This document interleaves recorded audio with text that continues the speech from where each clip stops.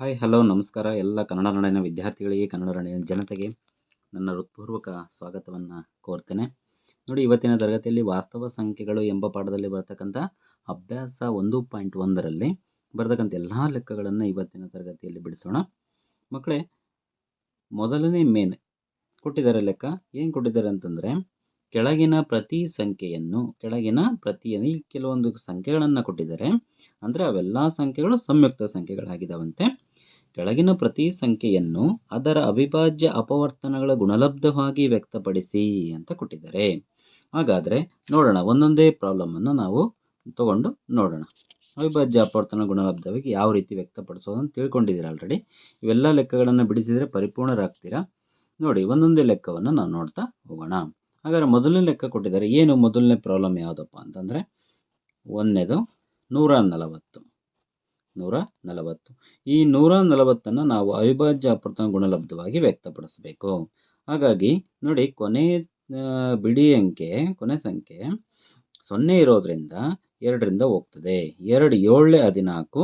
ಇಲ್ಲಿ 0 ಉಳಿತಲ್ಲ, ಇದು ನನಗೆ ಕೆಳಗಿಡಿಸ್ಕೊಡ್ರಿ. ತದನಂತರ 2 3 6, 2 3 6, 2 5 10. ಮತ್ತು 5ರಿಂದ ಹೋಗುತ್ತೆ ನೋಡಿ, 5 7 35. ಮತ್ತು 7 ಅವಿಭಾಜ್ಯ ಸಂಖ್ಯೆ, 7 1 7. ಹಾಗಾದರೆ 140ರ ಅವಿಭಾಜ್ಯ ಸಂಖ್ಯೆಗಳ ಗುಣಲಬ್ಧ ಎಷ್ಟು ಏನು ಬಂತಪ್ಪ ಅಂದರೆ 2 × 2 × 5 × 7. ನೋಡಿ, ಈ ಎಲ್ಲ ಲೆಕ್ಕಗಳನ್ನು ಸರಿಯಾದ ರೀತಿಯಾಗಿ ಅಭ್ಯಾಸ ಮಾಡಿರಿ. ಯಾಕಂತಂದರೆ ಎಕ್ಸಾಮಲ್ಲಿ ವೆರಿ ಇಂಪಾರ್ಟೆಂಟ್ 1 ಅಂಕದ ಪ್ರಶ್ನೆ ಕೇಳ್ತಾರೆ ನಿಮಗೆ. ಹೆಂಗೆ ಬರುತ್ತೆ ಅಂತಂದರೆ, ಮಲ್ಟಿಪಲ್ ಚಾಯ್ಸ್ ಕ್ವಶನ್ ಆದರೂ ಕೇಳ್ಬೋದು, ಅಥವಾ 1 ಅಂಕದ ಪ್ರಶ್ನೆ ಆದ್ರೂ ನೀವು ಫೇಸ್ ಮಾಡುವಂಥ ಚಾನ್ಸಸ್ ಇರ್ತದೆ. ಹಾಗಾಗಿ ಈ ಲೆಕ್ಕಗಳನ್ನು ಸ್ವಲ್ಪ ಅಭ್ಯಾಸ ಮಾಡಿರಿ.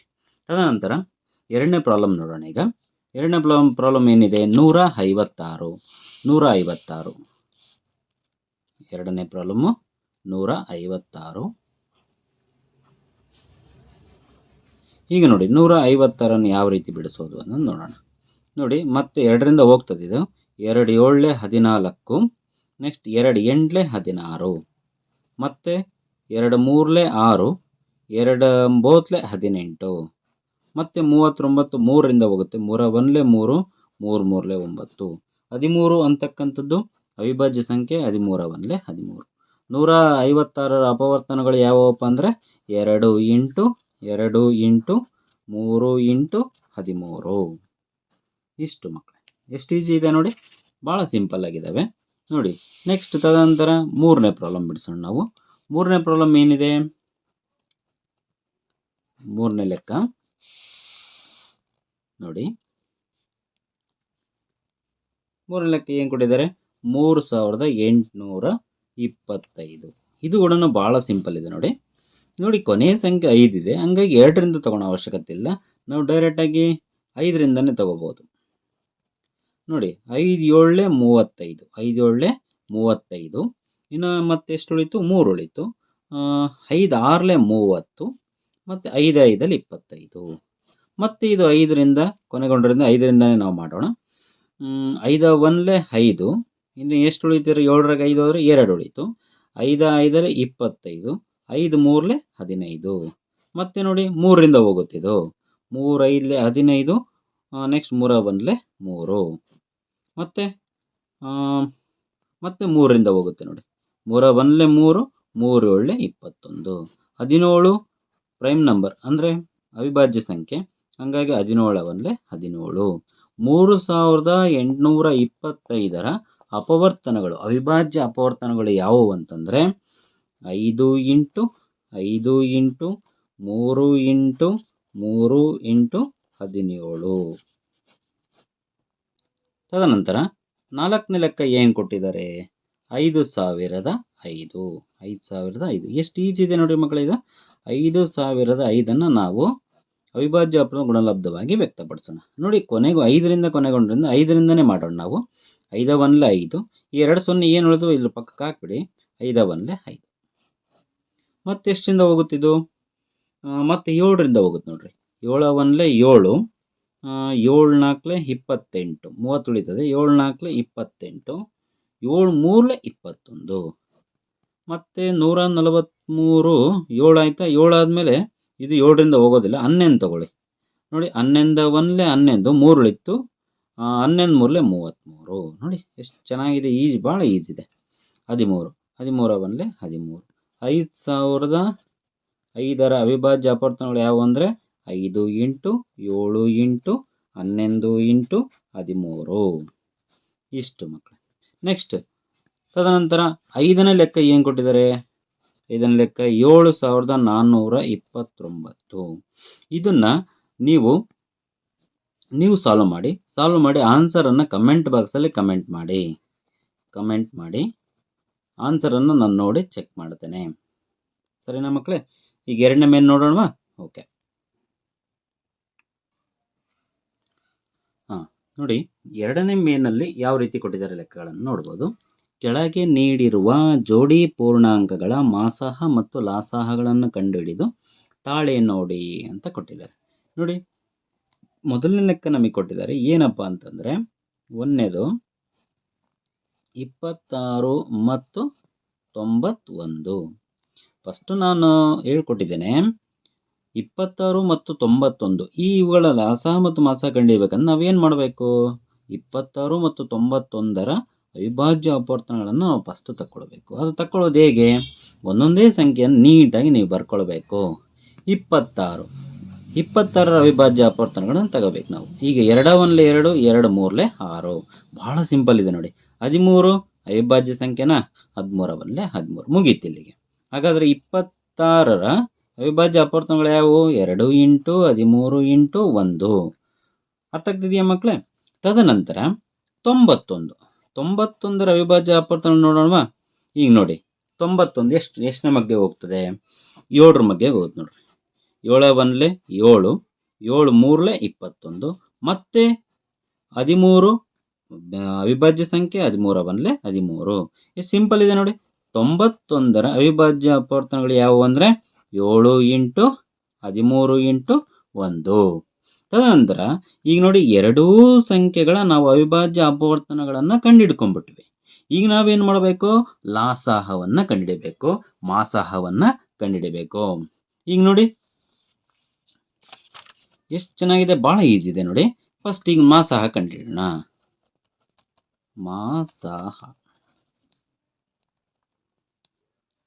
ಮಾಸ ಯಾವುದ್ರದ್ದು? ಯಾವ ಸಂಖ್ಯೆದು ಬರಿಬೇಕಿಲ್ಲ. 26 ಮತ್ತು 91ರ ಮಾಸಾಹ ಈಸ್ ಈಕ್ವಲ್ ಟು, ಈಗ ನೋಡ್ರಿ, ಇಲ್ಲಿ 7 ಇದೆ, ಅಲ್ಲಿ 7 ಇಲ್ಲ, ಅಲ್ಲಿ 2 ಇದೆ, ಇಲ್ಲೂ 2 ಇಲ್ಲ, ಇಲ್ಲಿ 13 ಇದೆ, ಅಲ್ಲಿ 13 ಇದೆ. 1 13 ಬರಿಬೇಕು. ಇಲ್ಲಿಗೆ ಮಾಸಾಹ ಕ್ಲೋಸ್ ಆಯ್ತು. ಇದು ಮಾಸಾಹ. ಹಾಗಾದ್ರೆ ಮತ್ತೆ ಲಾಸಾಹ. ನಾವು ಎರಡೂ ಅಪವರ್ತನಗಳನ್ನು ಗಮನಿಸಬೇಕು. ಎರಡೂ ಅಪವರ್ತನಗಳಲ್ಲಿ ಸಮ ಇರಬೇಕು. ಸಮ ಇರ್ತಕ್ಕಂಥ ಸಂಖ್ಯೆಗಳನ್ನು ಫಸ್ಟ್ ಬರಿಬೇಕು. ಅಂತಂದರೆ ಘಾತಾಂಕ ಚಿಕ್ಕದಿರೋ ಘಾತಾಂಕ, ಯಾವುದು ಘಾತಾಂಕ ಚಿಕ್ಕದಿರುತ್ತೋ ಅದನ್ನು ನಾವು ಮಾಸಾಹದಲ್ಲೇ ಬರಿಬೇಕು. ಯಾವುದು ಘಾತಾಂಕ ದೊಡ್ಡದಿರುತ್ತೋ ಅದನ್ನು ನಾವು ಲಾಸಾಹದಲ್ಲಿ ಬರಿಬೇಕು. ಅರ್ಥ ಆಗ್ತಿದೆಯಾ ಮಕ್ಕಳೇ? 26 ಮತ್ತು 91 ಯಾವುದ್ರದ್ದು ಲಾಸಾಹ? 26 ಮತ್ತು 91ರ ಲಾಸಾಹ. ನೋಡಿ, ಇಲ್ಲೂ 13 ಇದೆ, ಅಲ್ಲೂ 13 ಇದೆ. 1 13 ಬರ್ಕೊಂಡ್ಬಿಡ್ತೇನೆ ನಾನು. ಉಳಿದಿದ್ದೆಲ್ಲ ಸಂಖ್ಯೆಗಳನ್ನು ಇಲ್ಲಿ ಬರೀಬೇಕು. 2 ನೋಡಿ, ಇಲ್ಲಿ 7 ಉಳಿತು ಬರ್ತಿದ್ದೇನೆ, ಅಲ್ಲಿ 2 ಉಳಿತು ಬರ್ತಿದ್ದೇನೆ ನೋಡಿ. ಹಾಗಾದರೆ ಲಾಸಾಹ ಅಂತ ಇವನ್ನೆಲ್ಲವನ್ನು ನಾವೇನು ಮಾಡಬೇಕೀಗ? ಗುಣಾಕಾರವನ್ನು ಮಾಡಬೇಕು. ಗುಣಾಕಾರ ಮಾಡಿದಾಗ ನಮಗೆ ಎಷ್ಟು ಬರುತ್ತೆ ಅಂತಂದರೆ 182 ಬರುತ್ತೆ. 182 ಅಂತಕ್ಕಂಥದ್ದು ಇದರ ಲಾಸಾಹ. ಹಾಗಾದರೆ ತಾಳೆ ನೋಡ್ಬೇಕು. ನಾವು ಇದನ್ನು ಲೆಕ್ಕ ಕರೆಕ್ಟ್ ಮಾಡಿದ್ದೀವ, ತಪ್ಪು ಮಾಡಿದ್ದೀವ ಅನ್ನೋದನ್ನು ತಾಳೆ ನೋಡೋ ಫಾರ್ಮುಲಾ ಏನಪ್ಪ ಅಂದರೆ ಮಾಸಾಹ ಎ ಕಮ ಬಿ ಇಂಟು ಲಾಸಾಹ A comma B. A comma B ಅಂದ್ರೇನು? ಕೊಟ್ಟಿರ್ತಕ್ಕಂಥ ಪೂರ್ಣಾಂಕಗಳು. ಆಮೇಲೆ ಎ ಇಂಟು ಬಿ. ಮಾಸಾಹ ಇಂಟು ಲಾಸಾಹ is equal to A into B. ಎರಡು ಮಾಸಾಹ ಮತ್ತು ಲಾಸಾಹಗಳ ಗುಣಲಬ್ಧ ಯಾವುದಕ್ಕೆ ಸಮನಾಗಬೇಕಂದ್ರೆ ಕೊಟ್ಟಿರ್ತಕ್ಕಂಥ ಪೂರ್ಣಾಂಕಗಳ ಗುಣಲಬ್ಧಕ್ಕೆ ಸಮನಾಗಬೇಕು. ಸಮನಾಯಿತು ಅಂತಂದರೆ ನಾವು ಮಾಡಿರ್ತಕ್ಕಂಥ ಲೆಕ್ಕ ಕರೆಕ್ಟು ಅಂತ ಗೊತ್ತಾಗ್ತದೆ ನಮಗೆ. ನೋಡಿ, ಎಕ್ಸಾಮಲ್ಲಿ ವೆರಿ ಇಂಪಾರ್ಟೆಂಟ್ ಇಂಥ ಲೆಕ್ಕಗಳನ್ನು ಸರಿಯಾದ ರೀತಿಯಲ್ಲಿ ಅಭ್ಯಾಸ ಮಾಡಬೇಕು ನೀವು. ನೋಡಿ, ಮಾಸಾಹ ಎಷ್ಟು ಬಂದಿದೆ ನಮಗೆ? 13 ಇಂಟು ಲಾಸಾಹ ಎಷ್ಟು ಬಂದಿದೆ? 182 ಇಸ್ ಈಕ್ವಲ್ ಟು ಎ ಅಂದರೆ ಮೊದಲನೇ ಪೂರ್ಣಾಂಕ 26, ಎರಡನೇ ಪೂರ್ಣಾಂಕ 91. ಅರ್ಥ ಆಗ್ತಿದೆಯಾ ಮಕ್ಕಳೇ? ಈಗ ಇವೆರಡನ್ನು ನಾವು ಗುಣಾಕಾರ ಮಾಡಿದಾಗ 2366 ಬರ್ತದೆ. ಇಲ್ಲೂ ಕೂಡ ಅಷ್ಟೇ 2366 ಬರ್ತದೆ. ನೀವು ಸರಿಯಾದ ರೀತಿಯಿಂದ ಗುಣಿಸಿ ಮಾಡ್ಕೊಳ್ಳಿ, ತಾಳೆ ನೋಡ್ರಿ. ಅರ್ಥ ಆಗ್ತಿದೆಯಾ? ತದನಂತರ ಎರಡನೇ ಪ್ರಾಬ್ಲಮನ್ನು ನಾನು ಮಾಡೋದಿಲ್ಲ, ಆಲ್ರೆಡಿ ಪಾರ್ಟ್ 2ನಲ್ಲಿ ನಾನು ಮಾಡಿದ್ದೇನೆ. ಆ ಪ್ರಾಬ್ಲಮನ್ನು ಉದಾಹರಣೆ ಲೆಕ್ಕ ತಗೊಂಡು ಲಾಸ ಮತ್ತು ಮಾಸ ಹೇಳ್ಕೊಡ್ಬೇಕಾದ್ರೆ ಮಾಡಿದ್ದೇನೆ. ಅದನ್ನು ನೀಟಾಗಿ ನೋಡಿಕೊಂಡು ನೀವು ಬರ್ಕೊಳ್ಳಿ, ಸರಿನಾ? ನೆಕ್ಸ್ಟ್ ಮೂರನೇ ಪ್ರಾಬ್ಲಮ್ ಏನಿದೆ? 336 ಮತ್ತು 54. ಬಹಳ ಸಿಂಪಲ್ ಇದೆ ನೋಡಿ ಮಕ್ಕಳು, ಇದು ಎಷ್ಟು ಚೆನ್ನಾಗಿದೆ. 336 ಮತ್ತು 54. 336ರ ಅಪವರ್ತನಗಳನ್ನು ಫಸ್ಟ್ ತಕೊಂಡ್ಬಿಡೋಣ ನಾವು. ನೋಡಿ, 3ರಿಂದ 3 1 3, 3 1 3, 3 2 6, 3 2 6. ನೆಕ್ಸ್ಟ್ ಅದೇ 3ರಿಂದ ಹೋಗುತ್ತಾ? 3 3 9 ಹೋಗುತ್ತೆ ನೋಡ್ರಿ. 3 3 9, ಇನ್ನು 2 ಉಳಿತು, ಹೋಗೋದಿಲ್ಲ. ಇದು 2ರಿಂದ ತಗೊಳ್ಳೋಣ. 2 5 10, 2 5 10, 2 5 10, 2 6 12. ಮತ್ತೆ 2ರಿಂದ ಹೋಗುತ್ತೆ. 2 2 4, 2 8 16. ಮತ್ತೆ 2 1 2, 2 4 8. ಮತ್ತೆ 2ರಿಂದ 2 7 14. ತದನಂತರ 7 ಅವಿಭಾಜ್ಯ ಸಂಖ್ಯೆ, 7 1 7. ಹಾಗಾಗಿ 336ರ ಅವಿಭಾಜ್ಯ ಅಪವರ್ತನಗಳು ಯಾವುವು ಅಂದರೆ 2 into 2 into 2 into 2 into 3 into 7. ನೋಡಿ, ಫಸ್ಟ್ 3 ಇದೆ, 3 ಬರೀಬೇಕಂತೇನಿಲ್ಲ. ಘಟಿಸುವ ಕ್ರಮ ಏನಾಗೈತೆ? ಅನನ್ಯವಾಗಿರುತ್ತಂತ ನಾವು ಅಂಕಗಣಿತ ಮೂಲ ಪ್ರಮೇಯದಲ್ಲಿ ತಿಳ್ಕೊಂಡಿದ್ದೀವಿ. ಹಂಗಾಗಿ ಈಗ ನೋಡಿ, ಇಲ್ಲಿ 2 ಎಷ್ಟು ಸತಿ ಗುಣಾಕಾರ ಆಗೈತೆ? ಈ 4 ಸತಿ ಗುಣಾಕಾರ ಆಗಿರೋದ್ರಿಂದ 2ರ ಘಾತ 4 ಅಂತ ನಾವು ಬರಿಬೋದು. ಇಲ್ಲಿ 2ರ ಘಾತ 4 ಇಂಟು 7, 2ರ ಘಾತ 4 ಇಂಟು 7 ಇಂಟು 3. ನಾವು ಮತ್ತೆ ನೋಡಿ ಪುನಃ ಚೇಂಜ್ ಮಾಡಿ ಬರ್ತಿದ್ದೇನೆ. ನೋಡಿ, ಇದನ್ನು ಸರಿಯಾದ ರೀತಿಯಿಂದ ಗಮನಿಸಬೇಕು. ಘಟಿಸುವ ಕ್ರಮ ಅನನ್ಯವಾಗಿರುತ್ತದೆ ಅಂತ ಹೇಳಿದ್ದಾರೆ, ಸರಿನಾ? ನೆಕ್ಸ್ಟ್ 54 ನಾನು ಇಲ್ಲೇ ಬರೆದ್ಬಿಡ್ತೀನಿ, ಜಾಗ ಇದೆ ಇಲ್ಲೇ. 54ರ ಅಪವರ್ತನ ತೆಗೆದುಬಿಡೋಣ. 2 2 2 4, 2 7 14. ಮತ್ತು ಇದು 3ರಿಂದ ಹೋಗುತ್ತೆ. 3 9 27, ಮತ್ತು 3 3 9, ಮತ್ತು 3 1 3. 54 ಸ್ವಲ್ಪ ಫಾಸ್ಟ್ ಹೇಳ್ತೇನೆ, ಅರ್ಥ ಆಗಿದೆ ಅಂತ ಅಂದ್ಕೊಳ್ತೇನೆ. ನೋಡಿ, ಅವಿಭಾಜ್ಯ ಅಪವರ್ತನ ಬರೆದು ಬಿಡೋಣ. 2 ಇಂಟು 3 ಇಂಟು 3 ಇಂಟು 3. ತದನಂತರ ನೋಡಿ, ಇಲ್ಲಿ 3 ಎಷ್ಟು ಸತಿ ಗುಣಾಕಾರ ಆಗಿದೆ ಅಂತ ಸ್ವಲ್ಪ ನೋಡ್ಕೊಂಬಿಡಿ. 3ರ ಘಾತ 3 ಅಂತ ಬರೀಬೋದಾ ಮಕ್ಕಳೇ? ಯಾಕಂದರೆ 3 ಸತಿ ಗುಣಾಕಾರ ಆಗಿದೆ, 3ರ ಘಾತ 3. ಇಷ್ಟು ಇಲ್ಲಿಗೆ 54ರ ಅಪವರ್ತನಗಳು ನಾವು ಬರ್ಕೊಂಡಿದ್ದೇವೆ. 336ರ ಅಪವರ್ತನಗಳು ಫಸ್ಟ್ ಬರ್ಕೊಂಡ್ಬಿಡ್ತೀನಿ. 336ರ ಅಪವರ್ತನಗಳು ಯಾವುವು? 2ರ ಘಾತ 4 ಇಂಟು 3 ಇಂಟು 7 ಅಲ್ವಾ? ನೆಕ್ಸ್ಟ್ 54ರ ಅಪವರ್ತನಗಳು ಯಾವುವು? 2 1 ಮತ್ತು ಇಂಟು 3ರ ಘಾತ 3. ಈಗ ನಾವು ಮಾಸಾಹವನ್ನು ಕಂಡುಹಿಡಿಬೇಕು. ಫಸ್ಟ್ ಮಾಸಾಹ ಯಾವ 2 ಅಂಕಿದು? 336, 54 ಎರಡೂ ಸಂಖ್ಯೆಗಳ ಮಾಸಾಹ. ನೋಡಿ, ಮಾಸವನ್ನು ನಾವು ಕಂಡುಹಿಡಿಬೇಕಂತಂದರೆ ಎರಡೂ ಅವಿಭಾಜ್ಯ ಅಪವರ್ತನಗಳನ್ನು ಗಮನಿಸಬೇಕು. ಎರಡೂ ಸಂಖ್ಯೆಗಳ ಅವಿಭಾಜ್ಯ ಅಪವರ್ತನಗಳನ್ನು ಗಮನಿಸಬೇಕು. ಅದರಲ್ಲಿ ಸಮಸಂಖ್ಯೆ ಯಾವುದಿದೆ? ಇಲ್ಲೂ 2 ಇದೆ, ಇಲ್ಲೂ 2 ಇದೆ. ಅತಿ ಚಿಕ್ಕ ಘಾತಾಂಕ ಯಾವುದೊಂದಿದೆ ಅಂದರೆ 2. 2ನ್ನು ನಾನು ಬರೀತೇನೆ. ನೆಕ್ಸ್ಟ್ ಇಲ್ಲೂ 3 ಇದೆ, ಅಲ್ಲೂ 3 ಇದೆ. ಯಾವುದು ಅತಿ ಚಿಕ್ಕ ಘಾತಾಂಕವನ್ನು ಹೊಂದಿದೆಯಪ್ಪ ಅಂತಂದರೆ 3. ಬರ್ಕೊಂಡು ಇವೆರಡನ್ನು ನಾವು ಗುಣಾಕಾರ ಮಾಡಬೇಕು. 3 2 6. ಮತ್ತೆ ಯಾವಾದರೂ ಸಮಯದ ಒಂದು ನೋಡಬೇಕು, ಇದ್ರೆ ಬರೀರಿ, ಇಲ್ಲ ಅಂತಂದರೆ ಬೇಡ. ನೆಕ್ಸ್ಟ್ ಲಾಸಹ ಕಂಡುಹಿಡಿಯೋಣ. ಈ ಲಾಸಹ ಇದ್ರ ವಿರುದ್ಧ, ಮಾಸಾಹದ ವಿರುದ್ಧವಾಗಿ ನಾವು ಬರಿತೇವೆ. ಈಗ ಅತಿ ಚಿಕ್ಕ ಘಾತಾಂಕ ಇಲ್ಲಿ ಬರ್ಕೊಂಡಿದ್ರಿ, ಈಗ ಅತಿ ದೊಡ್ಡ ಘಾತಾಂಕ ಯಾವುದಿದೆ ಅದು ಬರ್ಕೋಬೇಕು. ಸಿಂಪಲ್, ನಿಮಗೆ ಗೊತ್ತಿದೆ 2ರ ಘಾತ 4, 3ರ ಘಾತ 3. ನೋಡಿ, ಅತಿ ದೊಡ್ಡ ಘಾತಾಂಕ 2ರ ಘಾತ 4 ಇಲ್ಲಿದೆ, ಅತಿ ಚಿಕ್ಕ ಘಾತಾಂಕ 3ರ ಘಾತ 3 ಇಲ್ಲಿದೆ, ಬರ್ಕೊಂಡಿದ್ದೇನೆ. ಉಳಿರ್ತಕ್ಕಂಥ ಎಲ್ಲ ಸಂಖ್ಯೆಗಳನ್ನು ಬರೀಬೇಕು. 7. ಉಳಿದಂತ ಎಲ್ಲ ಸಂಖ್ಯೆಗಳು ಅಂತಂದರೆ ಬೇರೆ ಸಂಖ್ಯೆಗಳು, ಇಲ್ಲಿ ಬರೆದಿರೋ ಬಿಟ್ಟು ಬೇರೆ ಸಂಖ್ಯೆಗಳು. ಅರ್ಥ ಆಗ್ತಿದೆಯಾ? ನೆಕ್ಸ್ಟ್ 7 ಒಂದು ಉಳಿತು, ಬರೆದಿದ್ದೇನೆ. ನೆಕ್ಸ್ಟ್ ಇವೆಲ್ಲವನ್ನು ನಾವೇನು ಮಾಡಬೇಕು, ಈಗ ಗುಣಾಕಾರ ಮಾಡಬೇಕು. 2 × 4 ಅಂತಂದರೆ 2 2 4, ಅಂದರೆ 2ಅನ್ನು 4 ಸತಿ ಗುಣಾಕಾರ ಮಾಡಬೇಕು. 2 2 4, 4 2 8, 8 2 16 ಇಂಟು 3 3 9, 9 3 27 ಇಂಟು 7. ಇವೆಲ್ಲವನ್ನು ನಾವು ಗುಣಾಕಾರ ಮಾಡಬೇಕೀಗ. ಗುಣಾಕಾರ ಮಾಡಿ. ಫಸ್ಟ್ ಇವೆರಡನ್ನು ಗುಣಾಕಾರ ಮಾಡ್ಕೊಂಬಿಡೋಣ. 16 ಹಂಗೆ ಬರಿತೀನಿ ನಾನು. 7 7 49ಕ್ಕೆ 9, 10 4, 7 2 14 4 18. ಈಗ ಇವೆರಡನ್ನು ಗುಣಾಕಾರ ಮಾಡಿಬಿಡೋಣ. ಈಗ ನೋಡಿ, ಇವೆರಡನ್ನು ಗುಣಾಕಾರ ಮಾಡಿದಾಗ ಎಷ್ಟು ಬರುತ್ತೆ ನೋಡಿ. ಇವೆರಡನ್ನು ನಾವು ಗುಣಾಕಾರ ಮಾಡಿದಾಗ 3024 ಬರುತ್ತೆ. 3024. ಇಷ್ಟು ಲಾಸಹ ಮತ್ತು ಮಾಸಹ. ತದನಂತರ ಇವೆರಡನ್ನು ನಾವು ಮಾಡಬೇಕು, ಸರಿ ಇದೆಯೋ ತಪ್ಪಿದೆಯೋ ಅಂತಂದು ಏನು ಮಾಡಬೇಕು, ತಾಳೆ ನೋಡಬೇಕು. ಈಗ ನೋಡಿ, ತಾಳೆ ನೋಡೋ ಫಾರ್ಮುಲಾ ನಮಗೆ ಗೊತ್ತಿದೆ. ಮಾಸಹ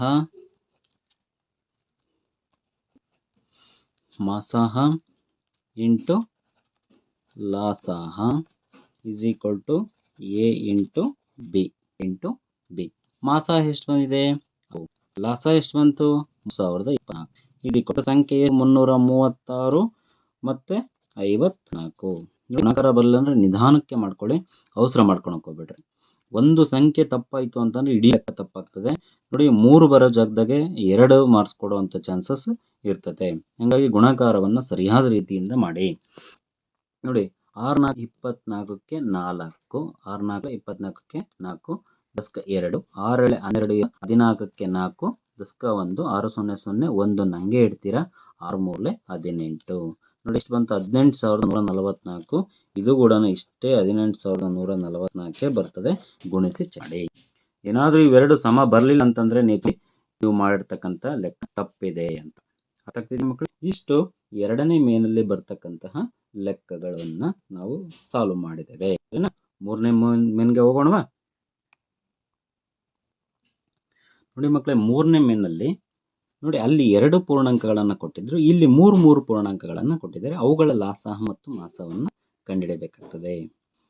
ಆಮೇಲೆ ತಾಳೆ ನೋಡೋ ಅವಶ್ಯಕತೆ ಇಲ್ಲ, ಯಾಕಂತಂದ್ರೆ ಇಲ್ಲಿ 3 ಪೂರ್ಣಾಂಕ, ಅದು ಸೂತ್ರ ಇರೋದೇ 2 ಪೂರ್ಣಾಂಕಗಳು ಕೊಟ್ಟಾಗ ಮಾತ್ರ ತಾಳೆ ನೋಡ್ತಕ್ಕಂಥ ಫಾರ್ಮುಲಾ. ಇಲ್ಲಿ ತಾಳೆ ನೋಡೋ ಅವಶ್ಯಕತೆ ಇಲ್ಲ. ಈ ಥರ ಪ್ರಾಬ್ಲಮ್ಸ್ ಎಕ್ಸಾಮ್ಗೂ ಬರಲ್ಲ, ತಲೆ ಕೆಡಿಸ್ಕೊಬೇಡ್ರಿ. ಇಲ್ಲಿ ಅಭ್ಯಾಸದಲ್ಲಿ ಕೊಟ್ಟಿರ್ತಕ್ಕಂಥ ಕಾರಣ ನಾವು ಬಿಡಿಸೋಣ, ಯಾವುದು ಬಿಡೋದು ಬೇಡ, ಬಿಡಿಸೋಣ. ನೆಕ್ಸ್ಟ್ ಮೊದಲನೇದು ನೋಡಿ, ಏನು ಕೊಟ್ಟಿದ್ದಾರೆ, 3 ಪೂರ್ಣಾಂಕಗಳನ್ನು ಫಸ್ಟ್ ರೀತಿ ಬರ್ಕೊಳ್ಳಿ. 12, 15 ಮತ್ತು 21 ಅಲ್ವಾ. First same as it is 12ರ ಅಪವರ್ತನ ತಗೊಳ್ಳೋಣ. 2 ನೆಕ್ಸ್ಟ್ 2 6 12, 2 3 6 ಮತ್ತು 3 1 3. 12ರ ಅಪವರ್ತನ ತಗೊಂಡ್ವಿ ನಾವು. ಫಸ್ಟ್ ಬರ್ಕೊಂಬಿಡೋದಿಲ್ಲಿ. ಭಾಳ ಸಿಂಪಲ್ ಇದೆ ಮಕ್ಕಳೇ. 2 ಇಂಟು 2 ಇಂಟು 3. ಮತ್ತೀಗ ಸಿಂಪಲ್ ಅದೇ 15ರ ಅಪವರ್ತನಗಳು ತಗೊಂಡ್ಬಿಡೋಣ. 15ರ ಅಪವರ್ತನಗಳು ತಗೋಬೇಕು.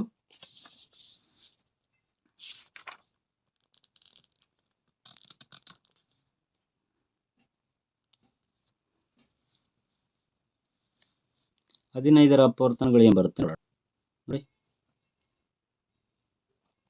15 ಇರೋದ್ರೆ 3ರಿಂದ ಹೋಗುತ್ತೆ. 3 5 15 ಮತ್ತು 5 1 5. ಸಿಂಪಲ್ ಇದೆ ನೋಡಿ. 15 ಇಂಟು 3 ಇಂಟು 5 ಮತ್ತು 21ರದ್ದು ನೋಡೋಣ. ಸಿಂಪಲ್ ಇದೆ ಇದು. 3ರಿಂದ 3 7 21 ಮತ್ತು 7 1 7 ನೋಡಿ. 21 ಇಸ್ ಈಕ್ವಲ್ ಟು 3 ಇಂಟು 7. ಇಷ್ಟು ಅಪವರ್ತನಗಳು. ಈಗ ನಮಗೆ ಲಾಸಹ ಮತ್ತು ಮಾಸಹವನ್ನು ಮಾಡಬೇಕು. ಈಗ ನೋಡಿ, ಮಾಸಹ ಇಸ್ ಈಕ್ವಲ್ ಟು ನೋಡಿ, ಮಾಸಹ ಅಂತಂದ್ರೆ ಎಲ್ಲ 3ರಲ್ಲೂ ಸೇಮ್ ಇರಬೇಕು. ಇಲ್ಲೂ 3 ಇದೆ, ಅಲ್ಲೂ 3 ಇದೆ, 1 3ಅನ್ನು ಬರೆದು ಬಿಡ್ತೀರಾ. ಸರಿನಾ? ಅರ್ಥ ಆಗ್ತಿದೆಯಾ ಮಕ್ಕಳೇ? ಈಗ 2 ಇದೆ, 2 ಇಲ್ಲ, ಬೇರೆ ಇಲ್ಲ. ಹಾಗಾಗಿ ಲಾಸಹವನ್ನು ನಾವು ಹೋಗೋಣ, ಡೈರೆಕ್ಟಾಗಿ ಲಾಸಕ್ಕೆ ಹೋಗೋಣ. ಹಾಗಾದರೆ ಲಾಸಹ ಅಂತಂದರೆ ಇಲ್ಲೂ 3 ಇದೆ, ಅಲ್ಲೂ 3 ಇದೆ, ಅಲ್ಲೂ 3 ಇದೆ, 1 3 ಇಲ್ಲಿ ಬರ್ತೀವಿ. ಎಲ್ಲ ಸಂಖ್ಯೆಗಳು ಅಂತಂದರೆ ಈ ಸಂಖ್ಯೆಗಳನ್ನು ಬರೀಬೇಕು. 7 5 2 2 7 5 2 2 ಸತಿ ಗುಣಾಕಾರ ಇರೋದ್ರಿಂದ 2 2 ಅಂತ ಬರಿತೀನಿ.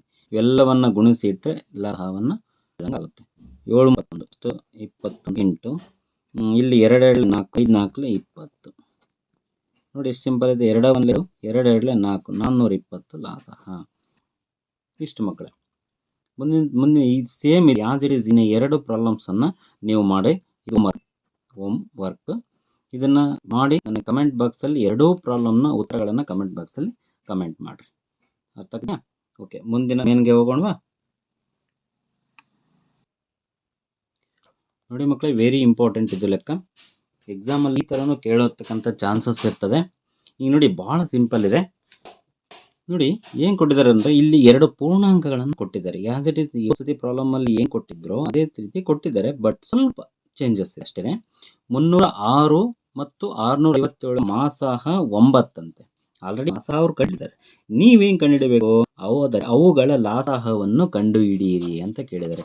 ಎಷ್ಟು ಈಸಿ ಇದೆ ನೋಡಿ ಮಕ್ಕಳೇ. ಇದು ಸೂತ್ರ ಒಂದು ಗೊತ್ತಿದ್ರೆ ಸಾಕು ನಮಗೆ. ಈಗ ಕೊಟ್ಟಿರ್ತಕ್ಕಂಥ ಎಲ್ಲ ದತ್ತಾಂಶಗಳನ್ನು ಫಸ್ಟ್ ಬರ್ಕೊಳ್ಬೇಕು. ಅಂದರೆ ಏನು? ಮೊದಲನೇ ಪೂರ್ಣಾಂಕ 306. ನೆಕ್ಸ್ಟ್ ಎರಡನೇ ಪೂರ್ಣಾಂಕ ಯಾವುದು? ಎರಡನೇ ಪೂರ್ಣಾಂಕ ಯಾವುದು ನಿಮಗೆ ಆಲ್ರೆಡಿ ತಿಳಿದಿದೆ, 657. ಮತ್ತೇನು ಕೊಟ್ಟಿದ್ದಾರೆ? ಇಲ್ಲಿ ಮಾಸಾಹ ಕೊಟ್ಟಿದ್ದಾರೆ. ನೋಡಿ ಎಷ್ಟು ಈಸಿ ಇದೆ. ಮಾಸಾಹ ಕೊಟ್ಬಿಟ್ಟಿದ್ದಾರೆ, ಅವರು ಕಂಡುಹಿಡಿದಿದ್ದಾರೆ. ಮಾಸಾಹ A, B is equal to 9. ನಾವು ಏನು ಕಂಡುಬೇಕೀಗ? ಲಾಸಾಹವನ್ನು ಕಂಡುಹಿಡಬೇಕು. ಲಾಸಾಹ A, B is equal to question mark. Sir ಇದನ್ನು ಕಂಡುಹಿಡಿಬೇಕು ಅಂತಂದ್ರೆ ಹೆಂಗೆ ಕಂಡುಹಿಡಿಬೇಕು ಸರ್? ಮತ್ತೆ ಅವಿಭಾಜ್ಯ ಅಪೂರ್ಣಗಳನ್ನು ಗುಣಲಬ್ಧವಾಗಿ ವ್ಯಕ್ತ? ನೋ, ಸೂತ್ರ ಒಂದು ಗೊತ್ತಿದ್ರೆ ತಾಳೆ ನೋಡೋ ಫಾರ್ಮುಲಾ ನಮಗೆ ಗೊತ್ತಿದೆಯಲ್ಲ ಮಕ್ಕಳೇ. ಏನು ತಾಳೆ ಫಾರ್ಮುಲಾ ಏನು? ಮಾಸಾಹ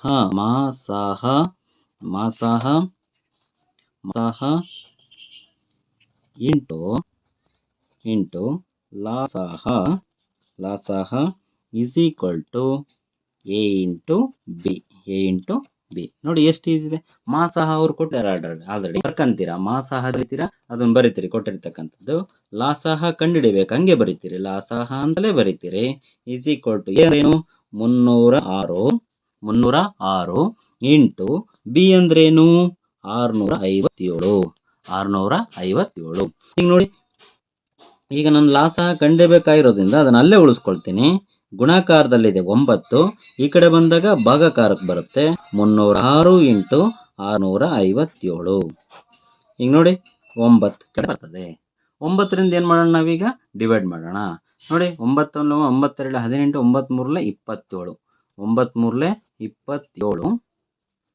ಇನ್ನು ಎಷ್ಟು ಉಳಿತು? 3 ಉಳಿತು. 9 4 36. ಎಷ್ಟು ಬಂತು? 34 ಇಂಟು 617. ಈಗ ಮತ್ತೆ ಪುನಃ ಇವೆರಡನ್ನ ಗುಣಿಸಿದಾಗ ಬರ್ತಕ್ಕಂಥದ್ದು 22,338. ಹಾಗಾದ್ರೆ ಲಾಸಾಹ ಎಷ್ಟು ಮಕ್ಕಳೇ? 22,338. ಎಷ್ಟು ಈಸಿ ನೋಡಿ. ಸೂತ್ರ ಒಂದು ಗೊತ್ತಿದೆ ಸಾಕು, ವೆರಿ ಇಂಪಾರ್ಟೆಂಟ್. ಇದರಲ್ಲಿ ಸೂತ್ರ ಪಕ್ಕಾ ನೆನಪಿರ್ಬೇಕು ನಿಮಗೆ. ಮಾಸಾಹ ಇಂಟು ಲಾಸಾಹ is equal to A into B. ಬಂದಿರತಕ್ಕಂಥ ಮಾಸಾಹ ಮತ್ತು ಲಾಸಾಹಗಳ ಗುಣಲಬ್ಧ ಯಾವುದಕ್ಕೆ ಸಮನಾಗಿರುತ್ತೆ ಅಂತ ಗೊತ್ತಿರಬೇಕು. ಕೊಟ್ಟಿರ್ತಕ್ಕಂಥ ಪೂರ್ಣಾಂಕಗಳ ಗುಣಲಬ್ಧಕ್ಕೆ ಸಮನಾಗಿರುತ್ತೆ ಅನ್ನೋದನ್ನು ನನಗೆ ತಿಳ್ಕೊಂಡಿರಬೇಕು. Very important. ಒಂದೊಂದು ಅಂಕವು ವೆರಿ ಇಂಪಾರ್ಟೆಂಟ್ ಆಗಿರೋದ್ರಿಂದ ಎಲ್ಲವೂ ಕಲಿಬೇಕು, ಎಲ್ಲವೂ ನೆನ್ಪಿಟ್ಕೊಂಡಿರಬೇಕು. ಇಷ್ಟು ಮಕ್ಕಳೇ 4 ಮೇನ್ಗಳನ್ನು ನಾವು ಬಿಟ್ಟರೆ ಇನ್ನು ಉಳಿದಿದ್ದ ಮುಂದಿನ ವಿಡಿಯೋದಲ್ಲಿ ಮಾಡಲಾಗ್ತದೆ. ಇಷ್ಟು ಮಕ್ಕಳೇ 4 ಅಭ್ಯಾಸಗಳನ್ನು ನಾವು ಇವತ್ತು ಈ ಅಭ್ಯಾಸದಲ್ಲಿ ಬರ್ತಕ್ಕಂಥ 4 ಮೇನ್ಗಳನ್ನು ನಾವು ಬಿಡಿಸಿದ್ದೇವೆ. ಮುಂದಿನ ವಿಡಿಯೋದಲ್ಲಿ ಸಿಗೋಣ. ನಮಸ್ಕಾರ.